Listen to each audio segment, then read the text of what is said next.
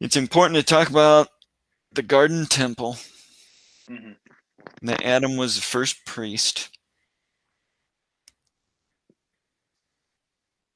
And that Adam had a sacerdotal, let me make sure I'm pronouncing that right. The creation of mankind in Genesis 1, God created mankind and assigned them a regal commission, a kingly commission, and that is to rule over the earth, to subdue it and reign over it. Whereas when God created Adam, he did not create him with that purpose in mind. So this could be another controversial issue I could raise in a video, I guess. Let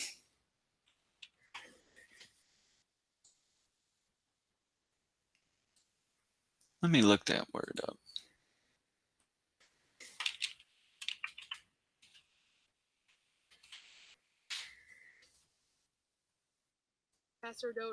Sacerdotal.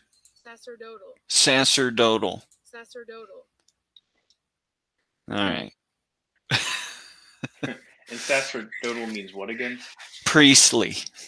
Priestly, okay. A priestly commission. This, though, is, now this will be controversial at first, but you have to think about it. In chapter 1, God creates mankind in his image. They're in the image of God. And in that verse, it actually defines what it means to be in the image of God. A lot of people have struggled over that over the centuries. They think it means we have an immortal soul or something. I don't know. There's a lot of opinions on it, really. But actually, it's right there in the verse. And God said, "Let us make man in our image, after our likeness, and let them have dominion over the fish of the sea, and over the fowl of the air, and over the cattle, and over all the earth, and over every creeping thing that creepeth upon the earth." So God created man in his own image. In the image of God created he him. Male and female created he them. And God blessed them, and God said unto them, "Be fruitful and multiply, and replenish the earth, and subdue it, and have dominion over the fish of the sea, and over the fowl of the air, and over every living thing that moveth upon the earth." That's it. See that? Having dominion over these creatures. So God created man in his own image. In the image of God, he created him, male and female, he created them. And God blessed them and said to them, "Be fruitful and multiply and fill the earth and subdue it, and have dominion over the fish of the sea and over the birds of the heavens and over every living thing that moves on the earth." So it's this exercising dominion over the earth. That's how you're in the image of God. If you think about it, the Creator exercises dominion over the earth, right? Yeah. And we're created in the image of God in the sense that we executed dominion over the earth, but we're charged with responsibilities to take care of it too, you know. And well, that's all part of it. And these responsibilities here require the knowledge of good and evil. This mankind is created with the knowledge of good and evil. And this is different from Adam. When we come to Genesis 2, we find nothing like this at all. So you could say Adam was not created in the image of God. He was not charged with the duty of subduing the earth.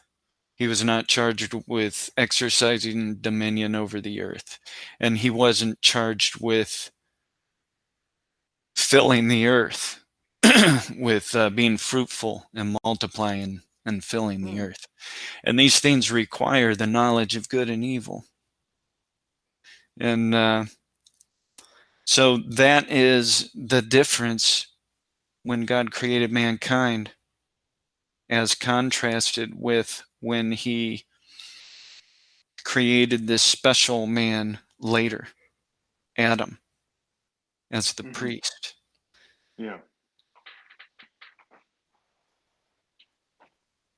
It's pretty clear, at least in chapter 2, verse 9, that having the tree of life in the midst of the garden, and the tree of knowledge of good and evil, and then of course they ate of its fruit, clearly showing that Adam and Eve thus must not have had the knowledge of good and evil. Right. Yeah. Making them different from the mankind mentioned in chapter 1. And that's why we know Adam and Eve were created at the age of 12, but just on that threshold of 13. That's the age they were at. Because in the Jewish way of thinking, they connect the knowledge of good and evil with adulthood, a maturity, and also puberty. So we know that Adam and Eve were created without knowledge of good and evil, and so we know what age they were. A lot of people have never thought about that. Let me see here.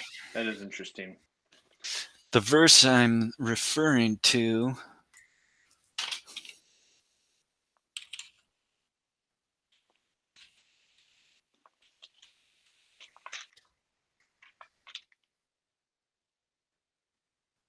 is Deuteronomy 1:39.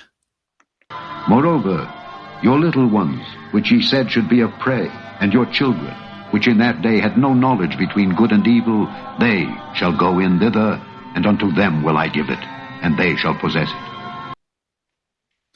Another verse from the Pentateuch that helps define knowledge of good and evil. And that's an important concept to define as you're thinking about the Genesis narrative, chapter 2, chapter 3.